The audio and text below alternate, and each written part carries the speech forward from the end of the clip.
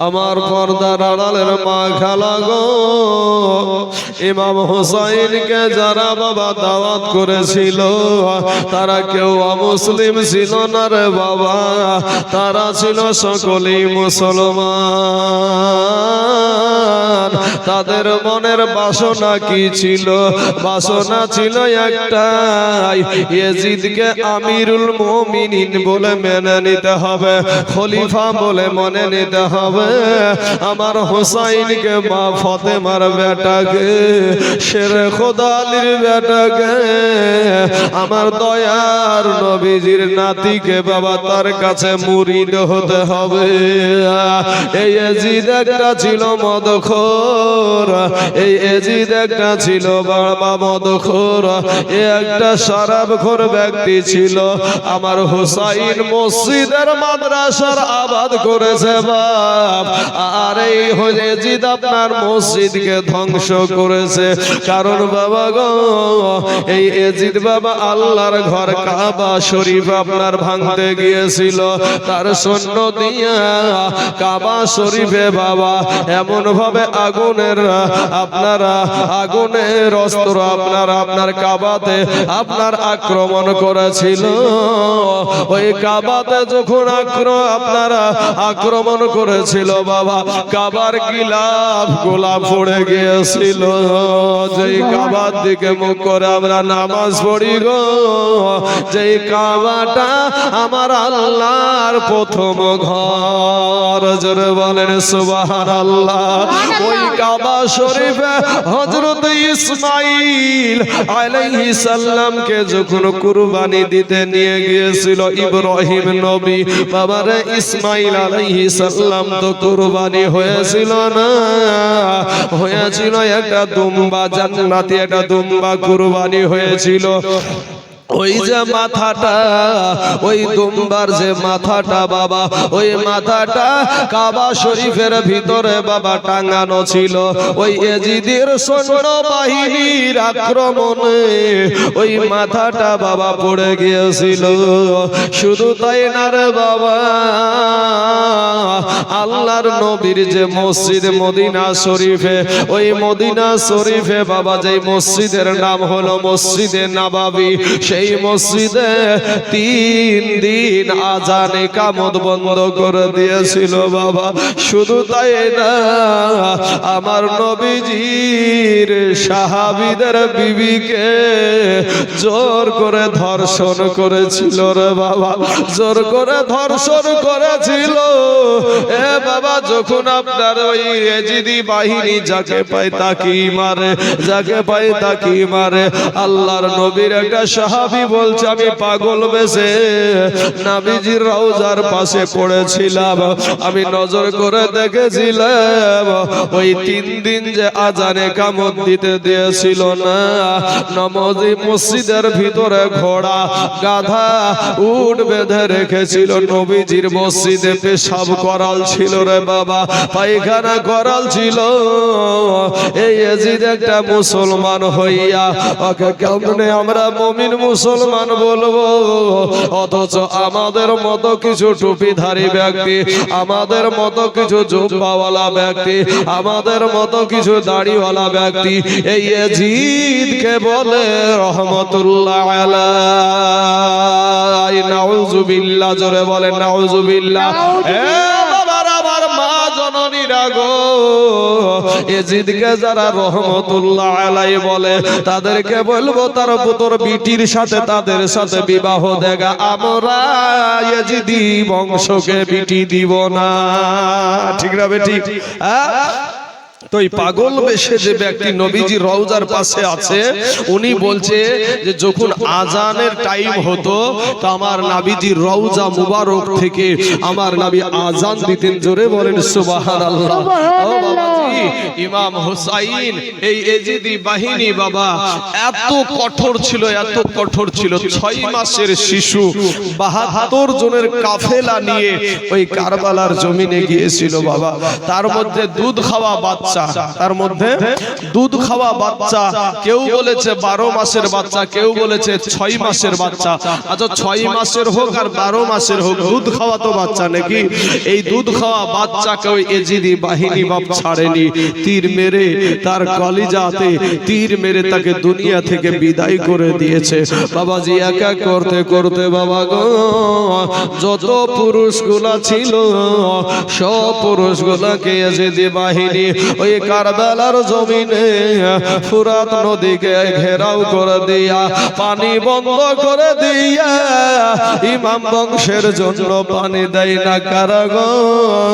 তারাও ছিল বাবা মুসলমান, তারাও ছিল মসজিদে নামাজ পড়তো বাবা। দুইটা ডেরা ছিল, একটা ছিল এজিদি দলের ডেরা আর একটা ছিল আমার মা ফতেমার বেটার ডেরা। ওই ডেরাতেও আজান হয়, এই ডেরাতেও বাবা আজান হয়, কিন্তু কোন ডেরাতে আপনি নামাজ পড়বেন, কোন জামাতে নামাজ পড়বেন, এজিদের ডাই না হোসাইনের ডাই?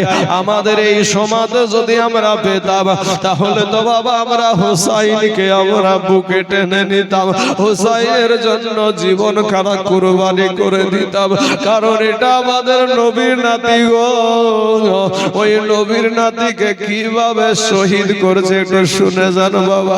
সবাই যখন শহীদ হয়ে গেল এন্দিমিন টাইমে হুসাইন বলে বোন জৈনব রে, ওরে বোন জৈনব তুই আমার মায়ের পেটের বোন রে জৈনব, কুলসুম রে আমি তুই আমার মায়ের পেটের বোন, কাছে করে নিয়া আমার হুসাইন দুই বোনের এই চুরি পড়া জায়গাটাই বাবা চুমা দিয়ে দিল।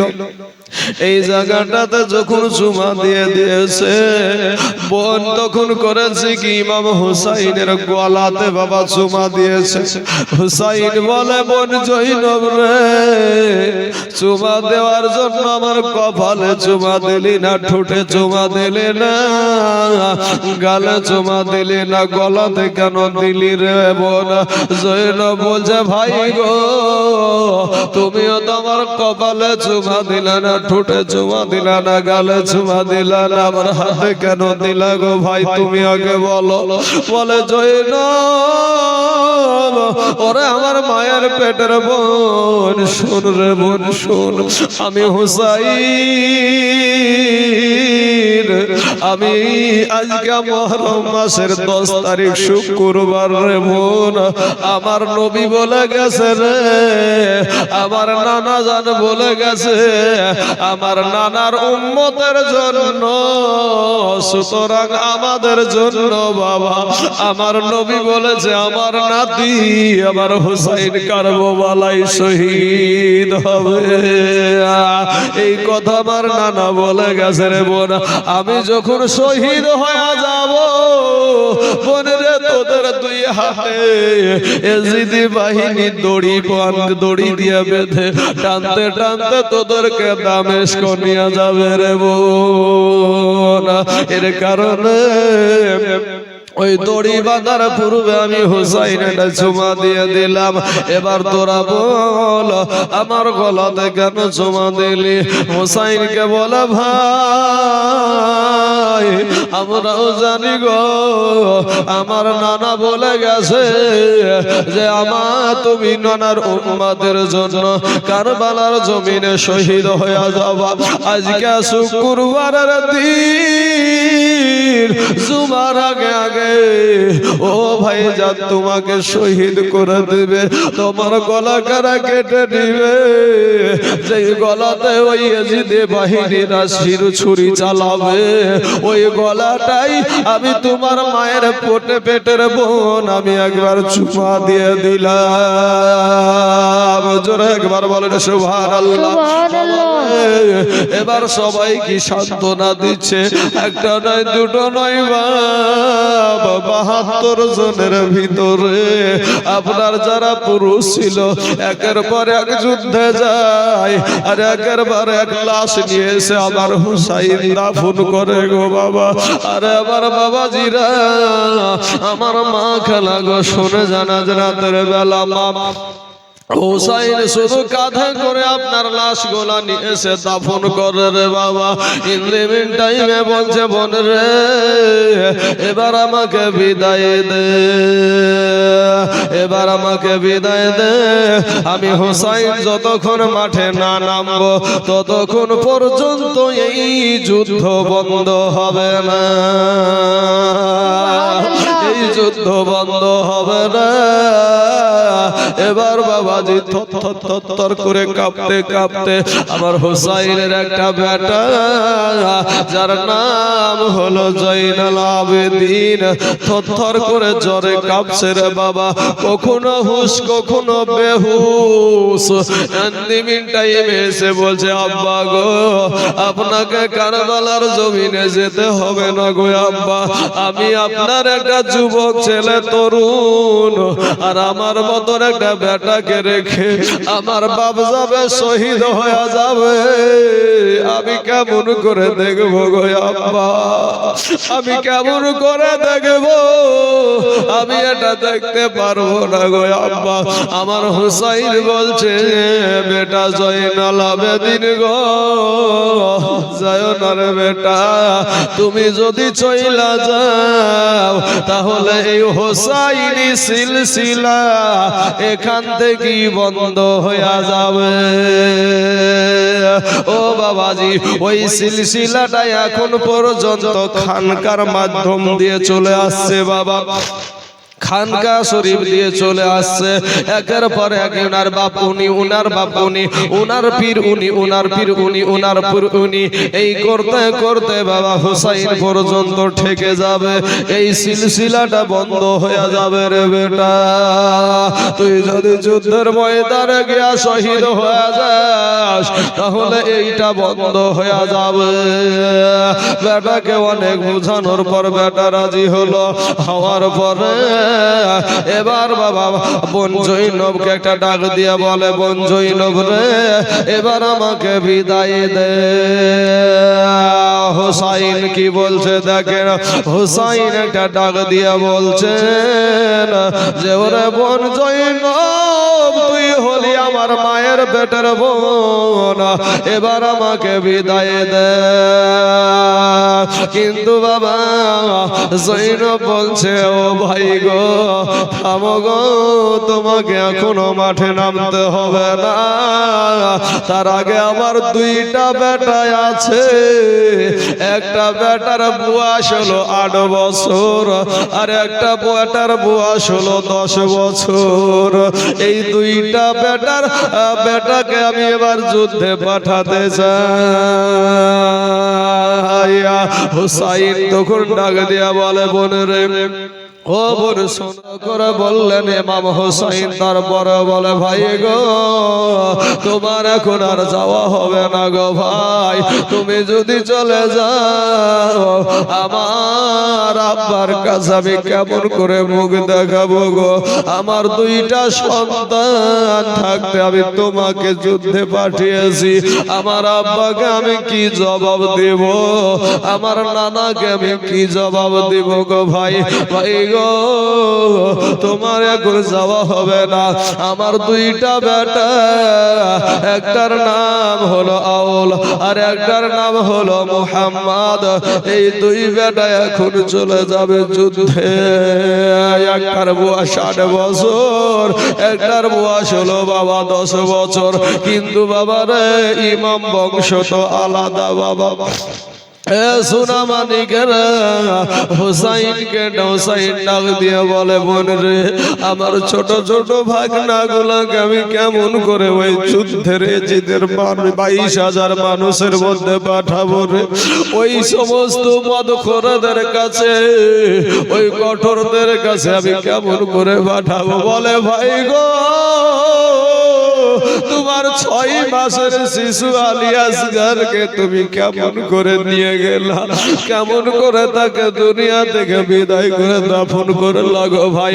আমার বেটা, আমার 2 বেটা যাবার জন্য প্রস্তুত হয়ে আছে গো ভাই জান। হুসাইন তারপরও রাজি হলো না। জৈনব তখন চিন্তা করছে যে কি করে রাজি করা যায়। তখন একটা কথা ডাক দিয়ে বলল, ভাই গো তুমি আমার মায়ের পেটের ভাই, ভাই গো একটা কথা বলি শোনো গো, একটা কথা বলি শোনো। আমাদের জনম দুঃখিনী মা, আমার মা ফাতেমা একটা চাদর পরে বেড়াতো, 72 খানা তালি ছিল, 72 খানা তালি ছিল। কিয়ামতের দিন যেই চাদর দিয়া নবীর উম্মতকে ছায়া দিবে, ও ভাই ওই মা জননীর ওই চাদরের কসম দিয়া বলি ভাই তুমি যাবে না, আমার বেটারা যাবে। হুসাইন বলে, বোন জৈনব রে, এই কারবালার জমিনে আজ আমার নানা যদি না হতো রে বোন, এই পানি হতো না, এই ইয়াজিদের বংশরা সৃষ্টি হতো না। ওরে বোন জৈনব, আজকের তুই এখানে তুই আমার মা জননীর আমার চাদরের দোহাই দিয়ে দিলি।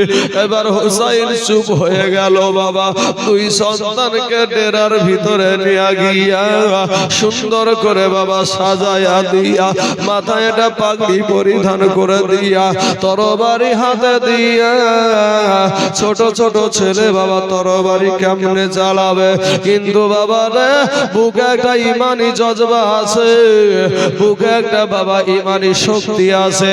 খয়বারের যুদ্ধে বাবা কয়েকদিন যুদ্ধ চলছে, কিন্তু যুদ্ধে জয় কেউ হচ্ছে না, ইসলাম জয় হয় নাই, বিধর্মীরাও জয় হয় নাই, যুদ্ধ চলে যাচ্ছে।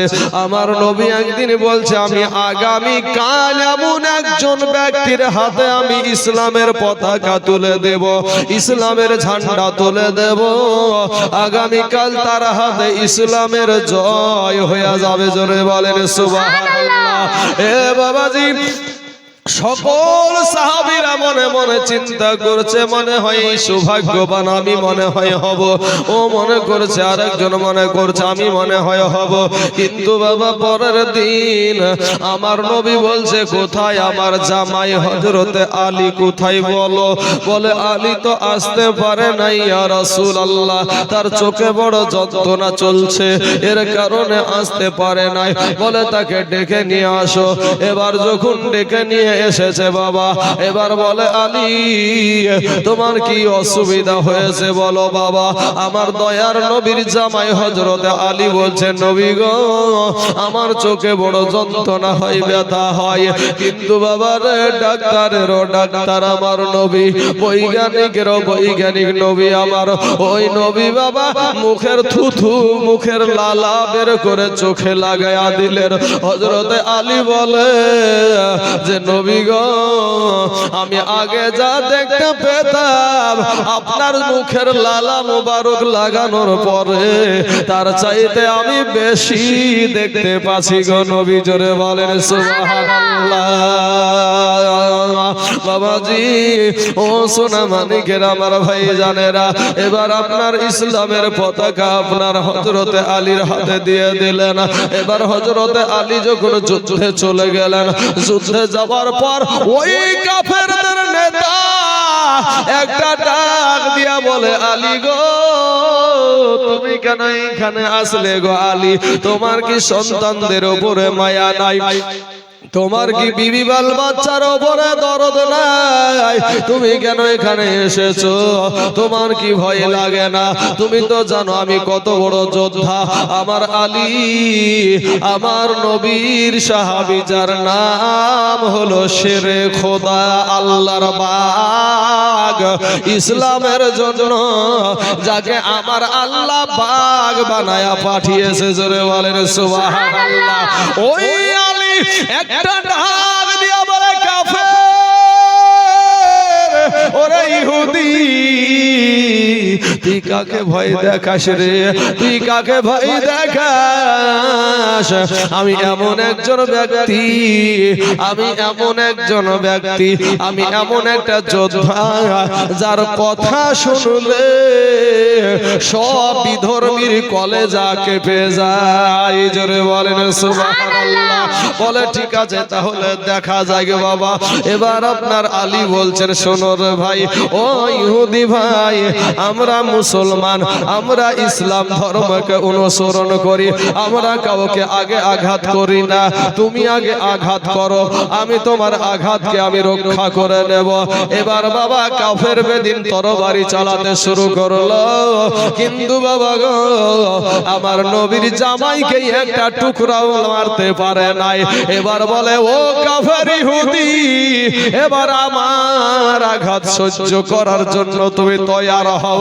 এমন ভাবে বাবা হযরত আলী তরবারি চালায়া দিয়েছিল, জুলফিকার তরবারি ওই ঢালকে কেটে তার মাথা পে কেটে একেবারে গোটা শরীর কেটে একেবারে তরবারির আগা জমিনে গেড়ে গিয়েছিল। জোরে বলেন সুবহানাল্লাহ। এ বাবাজি, এ ভাইরা শুনেন, ওই জায়গাতে বাবা এবার বাবাজি ওই খৈবরের যুদ্ধে হযরত আলীর বাবা পায়ে একটা আপনার তীর লেগে গিয়েছিল রে বাবা। তীরখানা যখন লেগেছে যুদ্ধে জয়ী হয়ে গেল, কিন্তু বাবা তীরের ব্যথা তীর বাইরে বের করতে পারে না। যখন বের করার চেষ্টা করে গো আমার আলী ও মা চিৎকার করে। আমার নবী বলে আলীর পায়ের তীরকে এখন বের করিও না। যখন আলী রাদিয়াল্লাহু তাআলা আনহু যখন নামাজে দাঁড়িয়ে গেলেন, সাহাবাদের হুকুম দিলেন এবার আলীর তীরখানা টেনে বের করে নাও। এবার আমার নবীর সাহাবীরা তীরখানা ধরে টেনে বের করে নিল বাবা। হযরত আলী এমন ভাবে নামাজ পড়ছে রে বাপ, এই তীরখানা বের করে নিয়েছে, আলী একটু টের পাই নাই। জোরে বলেন সুবহানাল্লাহ। আর আমাদের একটা মশাই কামড়ালে মশাতে ইনজেকশন আগে মশাকে মারি বাইরে। তো যারা বাবা আল্লাহ ওয়ালা হয়, যারা ওয়ালা নবী ওয়ালা হয়, যারা বাবা আখিরাত মুখী হয়, ওই ব্যক্তিরা কোনোদিন ভয় করে না। ইমানদারদের কোনো ভয় নাই, আল্লাহর ওলিদের কোনো ভয় নাই। আল্লাহ কোরআনে বলছেন আলা ইন্না আউলিয়া আল্লাহি লা খাউফুন আলাইহিম ওয়ালা হুম ইয়াহজানুন। আল্লাহর ওলিদের কোনো ভয় নাই রে বাবা। এ বাবার আমার মা বোনেরা, দোনো সন্তান কোনো ভয় নাই। একটার বয়স হলো 8 বছর, একটার বয়স হলো 10 বছর। ও বাবা যে আমার সোনা মানিকেরা, 2 সন্তানকে জন্ম দুঃখিনী মা সুন্দর করে বাবা পোশাক পরিধান করে, যুদ্ধের পোশাক পরিধান করে দেয়া, আতর লাগিয়ে দেয়া, এবার বাবাজি চোখে ছুরমা লাগিয়ে দিচ্ছে, মাথায় পাগড়িটা লাগিয়ে দিয়েছে। এবার বলো বেটা রে যা যুদ্ধের ময়দানে চলে যা। দোনো ভাই, এক ভাই আর এক ভাইকে ডাক দিয়ে বলে ভাই পিছন ফিরে যেন তাকাবে না, চল এবার আমরা ইসলামের জন্য, আমার নানার উম্মতের জন্য আজকে আমরা ওখানে শহীদ হতে যাব। 2টা ভাই বাবা 22,000 সৈন্য একদিকে, আর 2টা বাবা সন্তান একদিকে রে বাবা। এই 2টা সন্তান যখন কিছুটা দূর চলে গেছে, পিছন থেকে একটা ডাক দেয় মা, বলে বেটা রে এটা কথা শুনে যা, এটা কথা শুনে যা। 2 বেটা বাবা ব্রেক মেরে দাঁড়িয়ে গেল, বলে ভাই রে আগে মায়ের কথাটা শুনতে হবে রে ভাই, তাড়াতাড়ি করে চল, আগে মা জননীর কথাটা শুনে আসি। আগে মায়ের কথাটা শুনে আসি রে। মা জননীর কলেজাটা কেমন কাঁদছে গো, চোখের সামনে সন্তানকে দিয়ে পাঠাচ্ছে শহীদ হতে। আমরা হলে কি করতাম বলেন? আজ আমাদের কারণে এই ইসলামকে জিন্দা রাখার কারণে সন্তানকে বাবা কুরবানি দিচ্ছে কারবালার জমিনে বাবা। আজকে মুসলমান আপনারা গো বাবা, আজকে আপনারা কালেমাওয়ালা, আজকে আপনারা নবীওয়ালা, আজকে আপনার কোরআনওয়ালা, আজকে বাবা রে সেই নবীর উপরে মুহাব্বত নাই, সেই আহলে বায়াতের উপরে মুহাব্বত নাই। এবার বাবাজি দুই ভাই যখন মায়ের কাছে চলে আসলো, মাকে একটা ডাক দিয়ে বলে, মা কেন আগে বলো নাই, পিছন থেকে কেন ডাকলে গো মা? মা একটা ডাক দিয়ে বলছে, বেটা রে ওই 22,000 এজিদের দল যখন তোদেরকে জিজ্ঞাসা করবে তোমরা কারা গো, তোমাদের পরিচয়টা কি, তখন তোমরা কি বলবে? বলে এই কথা বলার জন্য ডেকেছো মা? বলে মা গো আমরা বলবো, আমি বড় ভাইটা বলছে আমি বলবো শেরে খোদা আলীর আমি নাতি। জোরে বলে সুবহানাল্লাহ। আর ছোট ভাই বলছে আমি বলবো আমি জান্নাতের নারানী, ওই জান্নাতি নারী মা ফাতেমার আমি নাতি। বলে এটা বলা যাবে না, এটা বলা চলবে না। তাহলে কি বলবো গো মা? তখন তোমরা বলবে যে আমরা হইলাম হোসাইনের গোলাম। জোরে বলেন সুবহানাল্লাহ। বলে তাই নাকি মা? হ্যাঁ ঠিক আছে তাই বলবো। এ বাবারা দুই সন্তান চলে যাচ্ছে রে বাবা, পিছনে মা জননী দাঁড়িয়ে দাঁড়িয়ে বলে, আমাদের সেক্রেটারি সাহেব একটা কথা আমার কাছে আবদার করেছিল, বাইরে যার দুনিয়ার জমিনে মা নাই রে বাবা, যার দুনিয়াতে আব্বা নাই, এই দুই সন্তান শহীদ হবে এটাও বলবো, ইমাম হোসাইন শহীদ হবে এটাও বলবো, কিন্তু মনে থাকবে কিনা ঠিক নাই। মায়ের কথা যখন উঠেছে বাবা, আমার কাছে যেই কথাটা জানতে বলেছে, যে আলোচনাটা করতে বলেছে, আল্লাহ কোরআনে বলছেন ওয়াবিল ওয়ালিদাইনি ইহসানা।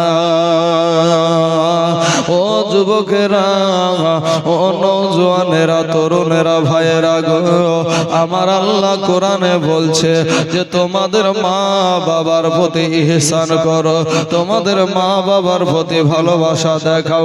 তোমার মা বাবা যেমনি ভাবে তোমাকে ছোট অবস্থায় কোলে করে কত কষ্ট করে তোমার মা লালন পালন করেছে, আজকে তোমার মা জননী বৃদ্ধ হয়ে গেছে, তোমার মার বয়স হয়ে গেছে, তোমার মা জননীর সেবা করো। ও মুসলমান ভাইরে, আমি অনেক পূর্বে একদিন ওয়াজ করেছিলাম, ওই ওয়াজটা এখনো নেটের ভিতরে ইউটিউবে পাওয়া গেছে। তো ওয়াজটা কি করেছিলাম, যে মুসা নবীর জান্নাতে বাবা সঙ্গী হবে কি? জোরে বলেন ধন্যবাদ সুবহানাল্লাহ।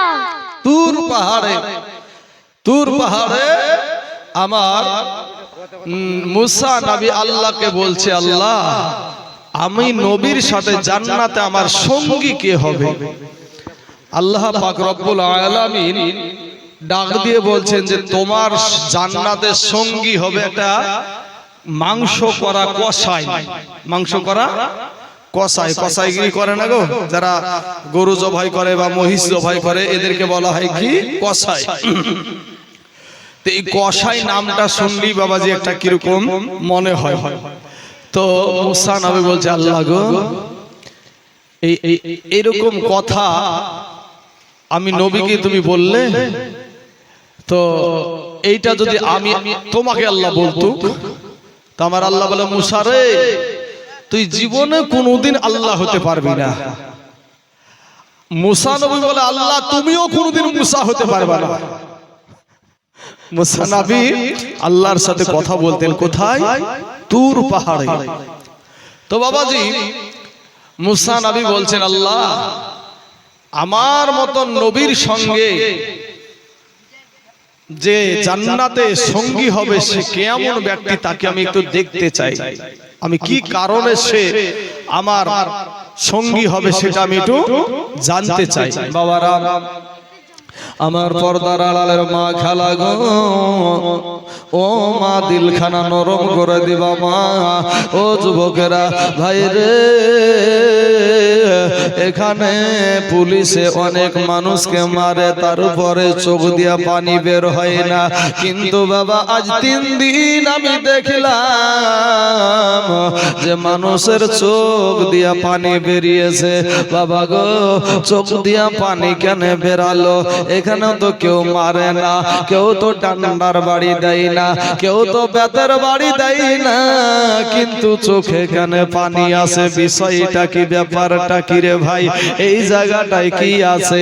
এই জায়গাটা হলো আল্লাহর জান্নাতের বাগান। জোরে বলেন সুবহানাল্লাহ। আল্লাহ বলে মুসা গো,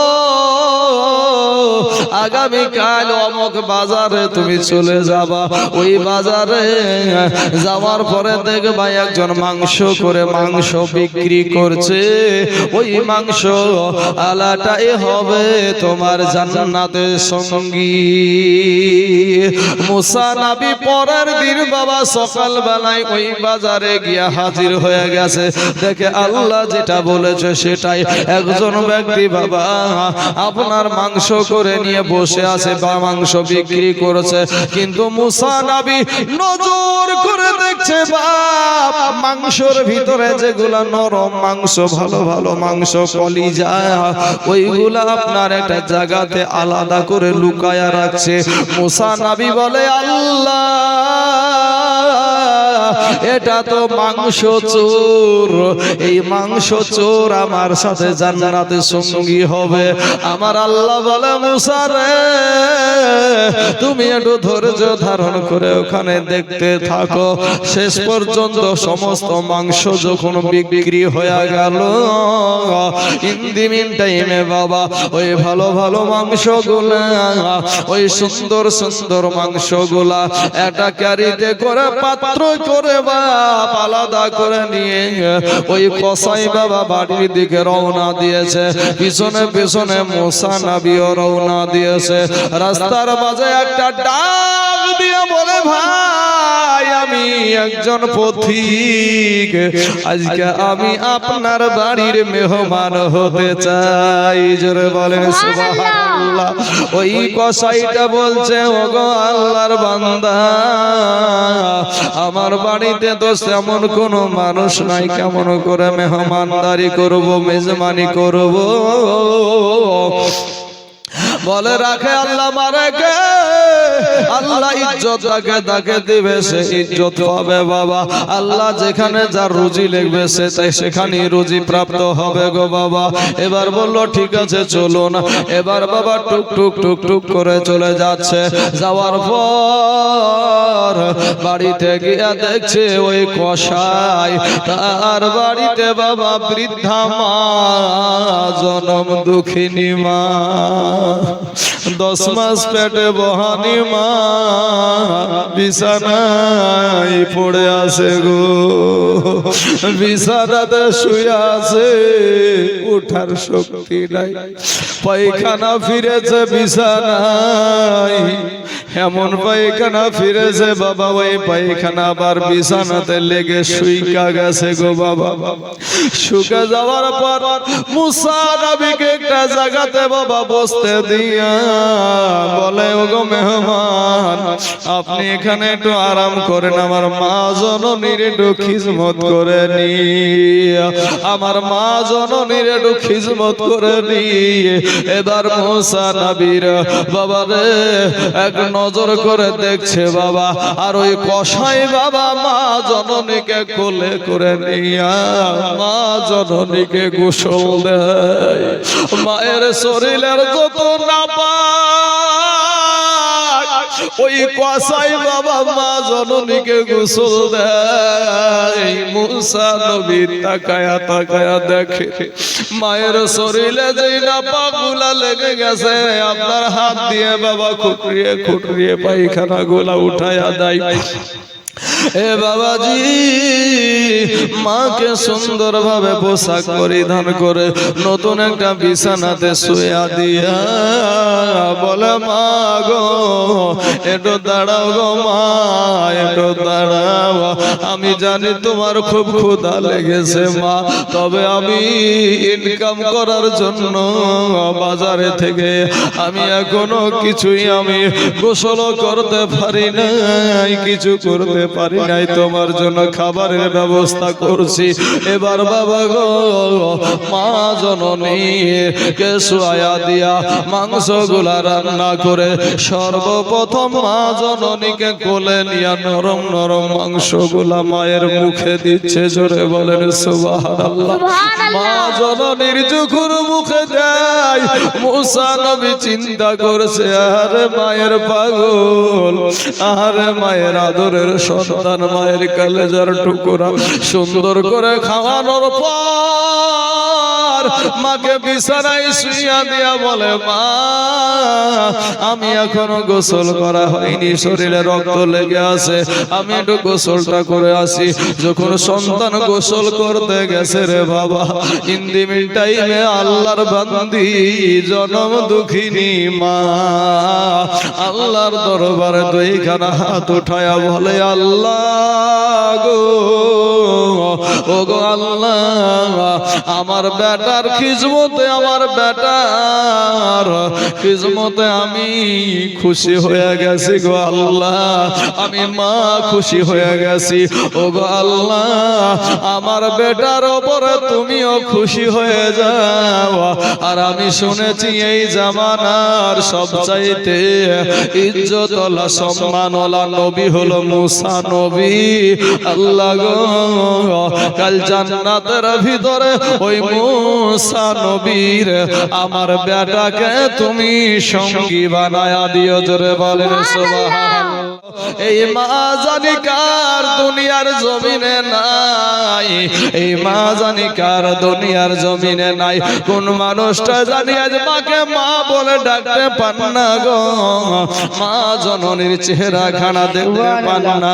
ও যুবকেরা, ও আব্বা জানেরা কবরে শুইয়া মা ডুকরে ডুকরে কান্দে গো, বলে বেটা রে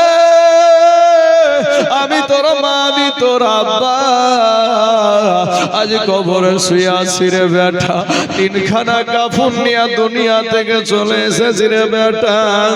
বেটা রে আমার জন্য একটু দোয়া কর। আসেন গো বাবা, আজকে শেষ দিন একটু দোয়া করবো রে বাবা।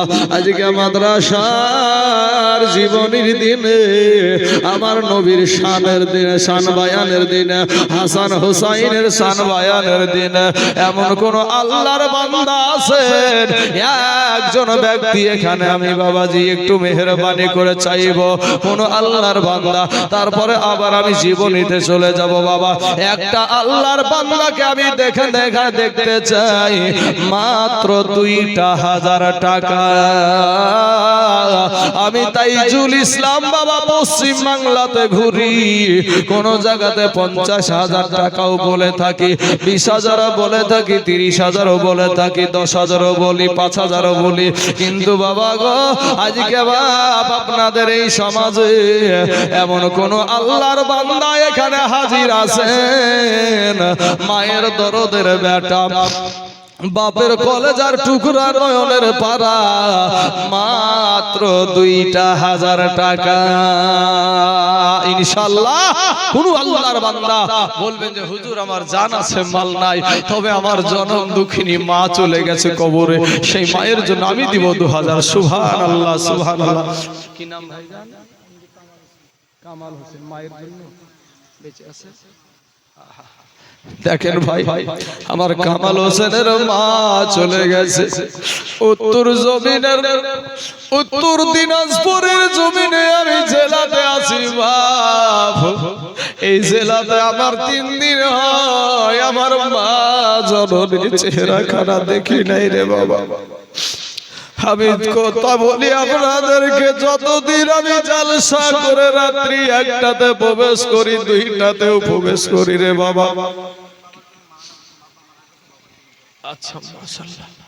এ বাবাজি আমার সোনা মানিকেরা, সোনা ভাই, যতদিন রাত 1টাও বাজে, 2টাও বাজে, 3টাও বাজে, কোনদিন দেখলাম না আমার বিবি আমার জন্য চেতন আছে, জাগিয়ে আছে। কিন্তু ভাই রে, কসম করে বলি, আমার গাড়ির আওয়াজ শোনার সাথে সাথে আমার মা দরজা খুলে দেয়।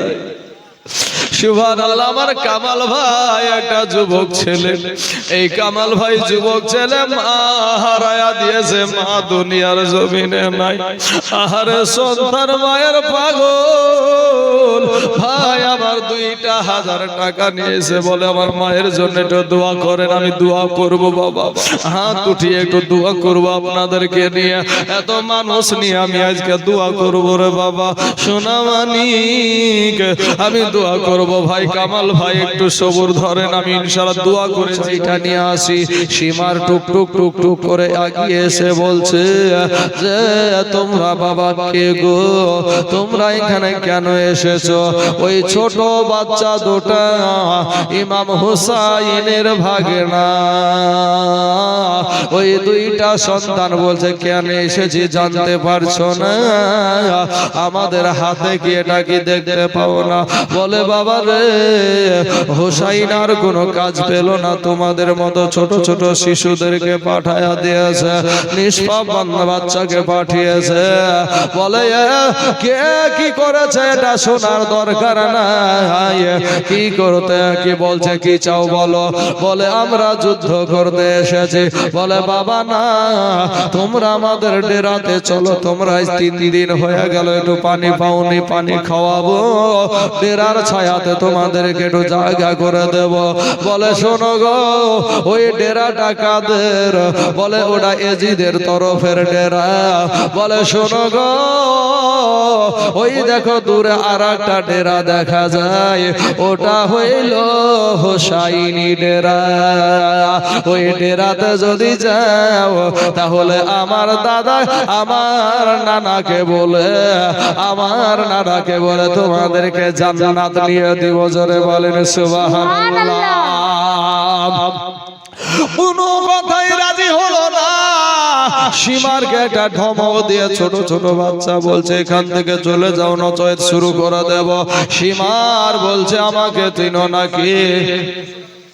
সুবহানাল্লাহ। দুরসে বাত রহিমা খাতুন একে আসন চলে, শামের সে বারফুল গোলে সবকে আসন ফেলে। শামে তোমার ঝুমকা পাশা, এ স্বামী কানের দোল, স্বামী তোমার গলার হার, 1,00,000 টাকার মূল।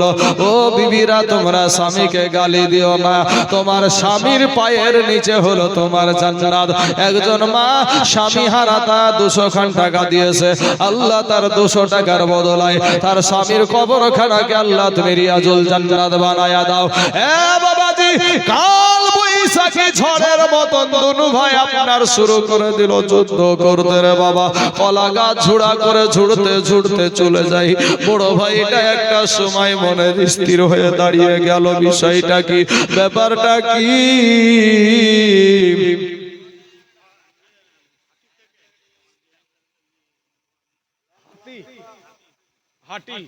হাটি থেকে আপনার বিহান, তো আপনার বিহাই দিবে না? বিহাই আসেনি? হাটি থেকে আমাদের সেক্রেটারি সাহেবের বিহান, উনি দিয়েছে 500 খান টাকা। আল্লাহ গো, আমার ওই মা জননীর 500 টাকাকে আল্লাহ তুমি কবুল করে নাও। আল্লাহ আমার মা জননী যে আশা নিয়ে, যে উদ্দেশ্য নিয়ে 500 খান টাকা দিয়েছে, আল্লাহ সেই উদ্দেশ্যকে মনের বাসনাকে আল্লাহ তুমি পূরণ করে দাও। আমিন সুম্মা আমিন। হে বাবাজিরা আমার সোনা মানিকেরা, বড় ভাইরা আপনার স্থির হয়ে দাঁড়িয়ে গিয়ে চিন্তা করছে, হাই রে, আমি তো অনেকক্ষণ হয়ে গেল, আমি তো যুদ্ধ করে যাচ্ছি, কিন্তু আমার ছোট ভাইটাকে কেন এখনো দেখা যায় না? ছোট ভাইটাকে কেন এখনো দেখা যায় না? আয়ানের জন্য অসুস্থ হয়েছে, আল্লাহ তাকে সুস্থ করে দাও গো মাবুদ। আল্লাহ এতগুলো মানুষের সম্মুখে একটু দোয়া চেয়েছে, বড় আশা করে এই সভাতে আল্লাহ 100 খান টাকা দিয়েছে। আল্লাহ তুমি দয়া করে মেহেরবানি করে আল্লাহ তার 100 টাকার বদলাই আল্লাহ তার জিন্দেগীর গুনাহকে আল্লাহ মাফ করে দাও, তার সন্তানকে আল্লাহ তুমি সুস্থ করে দাও। মা জননী আহা, ওই বলতে বলতে ওটা ভুলে গজলটা আমি ছেড়ে চলে এসেছি। ইনশাআল্লাহ শেষ বেলাতে হয়ে যাবে ওই গজলটা বলবো ইনশাআল্লাহ। মায়ের কান্দন যাবজ্জীবন। হ্যাঁ, সবাই ভুলে যায় কিন্তু মা ভুলে না, বাবা মা ভুলে না। তো বাবাজি ওই বড় ভাইটা আপনার এক জায়গায় স্থির হয়ে দাঁড়িয়ে গেল, বিষয়টা কি, ব্যাপারটা কি? আমি অনেকক্ষণ যুদ্ধ চালিয়ে যাচ্ছি, আমার ছোট ভাইয়ের দেখা নাই। আমার ছোট ভাইটা কি তাহলে শহীদ হয়ে গেছে নাকি? তাহলে শহীদ হয়ে গেছে নাকি? বাবা রে, যুদ্ধ থামিয়া এদিকে ডানে তাকায়, বামে তাকায়, সামনে তাকায়, পিছনে তাকায়, দেখে দূরে একটা ছোট ছেলে যেন জমিনে পড়ে আছে গো। একটা ছোট ছেলে যেন জমিনে পড়ে আছে, একটা দৌড় দিয়ে বাবা ছোট ভাইয়ের কাছে হাজির হয়ে তাকায়া দেখে সেটা আর কেউ না, সিমেন্টের জন্য। সুবহানাল্লাহ, সিমেন্টের জন্য দেখেন 377 টাকা। হ্যাঁ, নাম টাম লেখা ছিল অনেক আগে, ও তো নগদ দিয়ে দিয়েছে, আমার নাম লিখবেন কেন? সুবহানাল্লাহ, সিমেন্টের জন্য দিয়ে নগদ একবারে 377 টাকা দিয়ে দিয়েছে। আল্লাহ তার দানকে তুমি কবুল করে দাও, আল্লাহ হায়াতে দারাজ করে দাও। চাচা, আপনার বেটাটাকে একলাই মেরে ফেলবেন, আর দেশের লোক নয় আপনাদের লেখার মতন এই দিক দিয়ে একটা পাঠান দিনি। আপনার বেটা তো এখান থেকে 10 দাবা খাইতে পারেনি, ওই একটা পাতা দেন না ভাই ওদিকে, সেরকম একটা ছেলে পাঠান, ইনশাআল্লাহ হবে। মা খালা রাখো, একটা করে বস্তা সিমেন্ট চালছি। আমি একটা মুসাফির মানুষ, মাগো অনেক দূরে বাড়ি আমার। আমার যেখানে বাড়ি ইন্ডিয়ারও শেষ বাবা, ভারতেরও শেষ, মুর্শিদাবাদ জেলারও শেষ, একেবারে বাংলাদেশের রাজশাহীর বাজারের কাছে যে বর্ডার আছে, ওই বর্ডারের এই ভারতে আমার বাড়ি, আর ওই পারে বাংলাদেশ। এতটা দূর থেকে আপনাদের দেশে এসেছি, একটু দোয়া করবো মা জননী। একটা বস্তা সিমেন্ট এমন কিছু টাকা না মা। সোনা মানিকের আমার ভাই জানেরা, কোন যুবা ভাইয়েরা একটু যান, আমার মা খারাপ যে লিখতে পারবেন সে যান। হ্যাঁ, যে মা দিবে তার নামটার তার স্বামীর নামটা লিখে নেবেন, তাহলে ইনশাআল্লাহ কমিটিরা বের করে নেবে। সুবহানাল্লাহ, সুবহানাল্লাহ। বাবাজি আমার সোনা মানিকেরা দৌড়ে গিয়ে দেখছে বাবা ওই ছোট ভাইটা জমিনে পড়ে আছে গো বাবা, জমিনে পড়ে আছে। ও মুসলমান বাবাজিরা, আমার ভাই জানেরা, আমার আব্বা জানেরা গো, ও গো আমার পর্দার আড়ালের মা খালা, শুনে জানাজ রাতের বেলা মা, এই দুনিয়াটা কিছুই না রে মা। একবার দুরুদে পাক পড়েন, আল্লাহুম্মা সাল্লি আলা সাইয়্যিদিনা মাওলানা মুহাম্মদ ওয়ালা মাওলানা মুহাম্মদ সাল্লাল্লাহু আলাইহি ওয়াসাল্লাম। তো বাবাজি আমার সোনা মানিকেরা, এই পাঞ্জাতনকে যিনারা ভালোবাসে, আমার নবী বলেছেন যে আমার হুসাইন এবং হাসাইনকে যে ভালোবাসলো সে আমি নবীকে ভালোবাসলো। জোরে বলেন সুবহানাল্লাহ। মা ফাতেমার 3টা বেটা ছিল, একটা হাসাইন, একটা হুসাইন আর একটা মুহসিন। মুহসিনটা ছোট অবস্থায় ইন্তিকাল করেছিলেন। 2টা বিটি ছিল, একটার নাম হলো জৈনব আর একটার নাম হলো উম্মে কুলসুম। বাবাজিরা, ইমাম হুসাইন রাদিয়াল্লাহু তাআলা আনহুকে চিঠি পাঠায়া কুফা থেকে, ইরাক দেশের কুফা শহর থেকে চিঠি পাঠিয়েছিল। চিঠি পাঠিয়ে দাওয়াত করে, দেখেন ইমাম হুসাইনকে যারা শহীদ করেছে তারা কিন্তু ভাই কেউ অমুসলিম না, তারা ছিল নামাজি, দাড়িওয়ালা, টুপিওয়ালা। তাইলে মুসলমানদের ভিতরে সব মুসলমান কি জান্নাতে যাবে ভাই? জান্নাতে যাবে না।